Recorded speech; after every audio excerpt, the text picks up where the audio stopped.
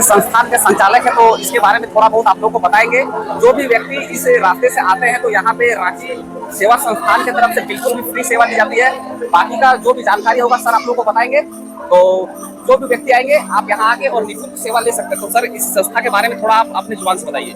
ये संस्था हम लोग लगभग 30 साल से चला रहे हैं। 30 साल हो गया। पहले हम लोग मौजमपुर में थे, उसके बाद नहर मोड़ पे आए मनिया में। इसके बाद अब ये हम लोगों ने जमीन अपनी परचेज कर ली है, संस्था ने परचेज कर ली है और संस्था की पूरी जमीन है, इसका कोई मालिक नहीं है। ये सबकी मिली हुई सबकी सम्मति से ये संस्था चलती है। और इसमें हम लोग ये संस्था झारखंड में 2024 में रजिस्टर्ड भी हो चुकी है। रजिस्टर्ड संस्था है, सब बाय लॉज सब कुछ इसमें सिस्टम है। और हमारे 5 ट्रस्टी हैं और 13 लोगों की कार्यकारिणी है जो हमेशा संचालन को व्यवस्था देती है।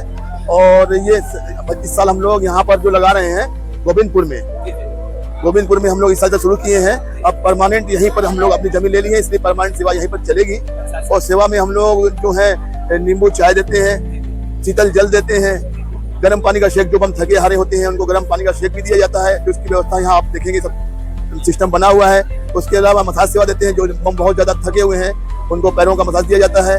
इसके अलावा डेली की जो व्यवस्था हमारी है, खिचड़ी का भंडारा डेली चलता है हमारा जब तक शिविर रहता है। उसके बीच में एकादशी को और रविवार को क्योंकि चावल नहीं बनता हिंदू धर्म के अनुसार, तो उस दिन हम लोग पूरी सब्जी और हलवा का भंडारा चलाते हैं।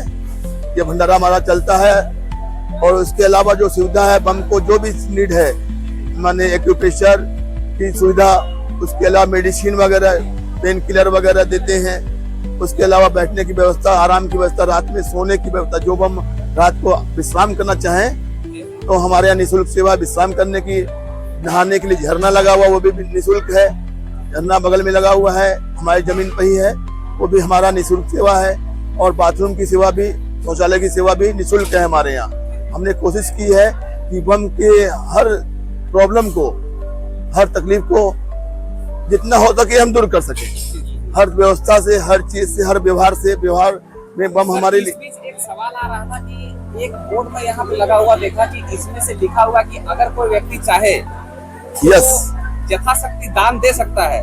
और इसमें से लिखा हुआ कि अगर कोई शीतल जल सेवा, एक सेवादार का सेवा, नींबू शरबत का सेवा, अगर कोई ऐसा देना चाह रहा है, अगर सक्षम है, तो क्या वो व्यक्ति दे सकता है क्या? नहीं, हाँ, ये सेवा जो हम लोग, जो बोर्ड लगा हुआ है, ये सेवा हम लोग झारखंड से कलेक्शन करते हैं और यहाँ पर निःशुल्क सेवा देते हैं। उसके अलावा किसी बम में कोई सक्षम बम है, दानदाता है और दान करना चाहता है, इतनी सेवा लिख के इसलिए यहाँ रखते हैं कि अगर कोई इच्छुक व्यक्ति है वो हमसे संपर्क करे और जो भी सेवा देने की इच्छा हो उसको हम लोग बाकायदा सिस्टम में डालते हैं। सामने हमारा बोर्ड लगा हुआ है, उस बोर्ड पर उसको नोट किया जाता है। आज की सेवा जैसे लिखी हुई होगी, आप पढ़ेंगे तो उसमें मैंने जो 1 महीने की फल सेवा उसमें लिखा हुआ, शीतल जल सेवा लिखा हुआ है, एक दाता ने दिया है, 1 महीने की सेवा उनकी तरफ से चल रही है, वो हमने लिख रखा है। तो और उसके अलावा 1 महीने की जो है नींबू शरबत सेवा है, एक दाता ने दिया है, तो वो सेवा हमने लिख रखा है।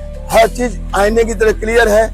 जितने चलाने वाले इसके सब बिजनेसमैन हैं, कहीं कोई किसी को स्वार्थ नहीं है। सब लोग सेवा की भावना से जुड़े हुए हैं, तन मन धन हर चीज से सेवा देना है, सिर्फ सेवा देना है। यही विचार हर आदमी का रहता है हमारे संस्था का।